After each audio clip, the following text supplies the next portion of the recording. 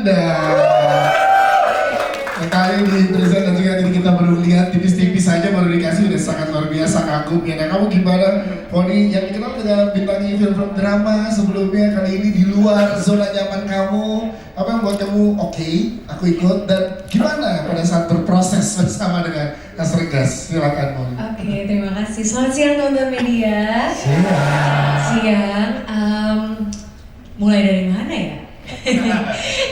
ya mungkin pertama-tama sebagai sebagai seseorang yang berseni peran, tentunya kalau mendapatkan karakter yang di luar zona nyaman, yang tidak biasanya saya pernah lakukan, itu ada dua perasaan. Satu, takut dan deg-degan luar biasa. Tapi yang kedua juga senang sebenarnya karena mendapatkan mungkin tantangan atau ruang baru untuk belajar dan tumbuh lebih lagi. Nah mungkin kalau ditanya kenapa akhirnya mengiyakan gitu ya. Sejujurnya biasanya saya kalau ditawarin film saya baca skenarionya dulu gitu, atau saya pokoknya go deep gitu ya, mau ceritanya tentang apa. Tapi kali ini sebenarnya mungkin Regas bisa cerita juga.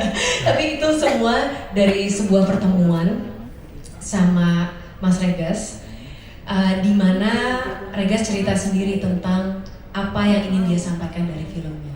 Pakai PowerPoint kayak tadi, bayangin ya teman-teman ya.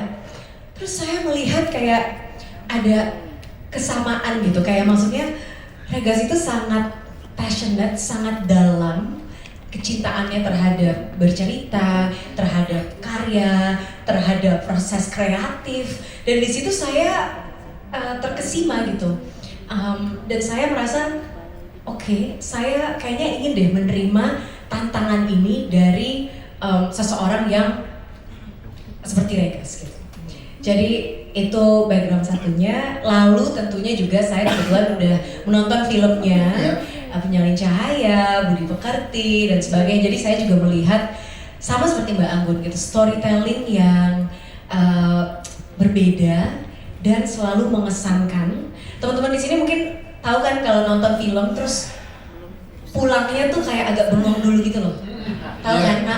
Jadi kayak bengong dalam arti kita harus mencerna tadi, dan mungkin kita dibuat berpikir lebih gitu. Kenapa ya sisaan perasaannya itu seperti ini? Jadi karena karya-karya sebelumnya, karena saya melihat ini juga sebuah tantangan yang menyeramkan tapi menarik juga gitu.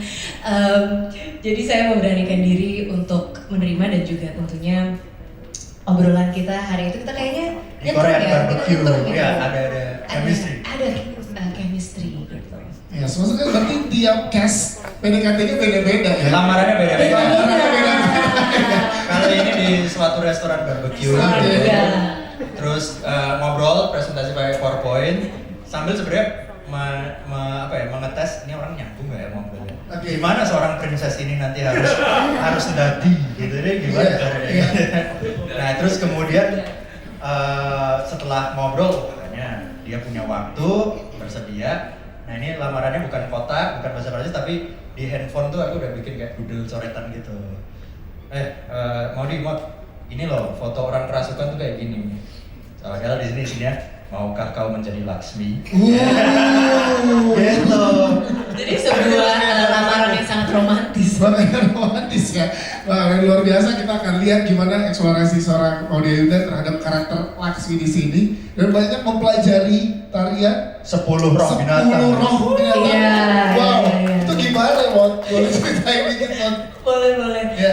Jadi sama tadi kayak Angga, aku berlatih dengan Mas Siko Setianto, dan iya kita mempelajari beberapa gerakan roh binatang.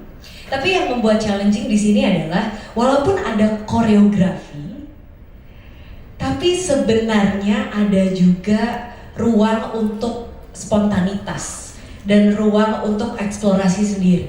Karena Mas Siko bilang, nanti ini musik akan berjalan, gerakannya kira-kira akan seperti ini, tapi tidak akan ada koreografi fix kayak gerakan dari titik ini ke titik ini gitu. Jadi mungkin itu yang lumayan sulit ya, karena tetap ada ada hafalan-hafalan tapi juga aku memang harus menyelami roh hewan tersebut. Jadi kebayangin sendiri kira-kira kalau kupu-kupu selain gerakan yang sudah diberikan dari Masiko gitu ya, kira-kira bentuk atau ekspresi lainnya tuh seperti apa gitu. Dan itu yang juga dilakukan penari-penari lain. Tapi itu yang aku rasa lumayan menantang karena aduh, nanti begitu udah di medan syuting dengan koreografi seperti ini, dan itu kan kita kalau menari juga biasanya rame, ada yang rame-rame juga dengan penari-penari lain. Kita harus sadar betul nggak boleh tabrakan sama penari di sebelah gitu. Tapi sebenarnya kita juga harus bisa memperlihatkan kehilangan kesadaran dan jadi nggak bisa tiba-tiba kayak matanya sadar diri juga gitu. Tapi kita harus selalu menyeimbangi itu semua gitu. Itu yang seru. Untung nggak kebablasan ya. Langsung beneran nanti. Tepuk tangan sekali lagi buat Maudy Ayunda. Terima kasih Maudy.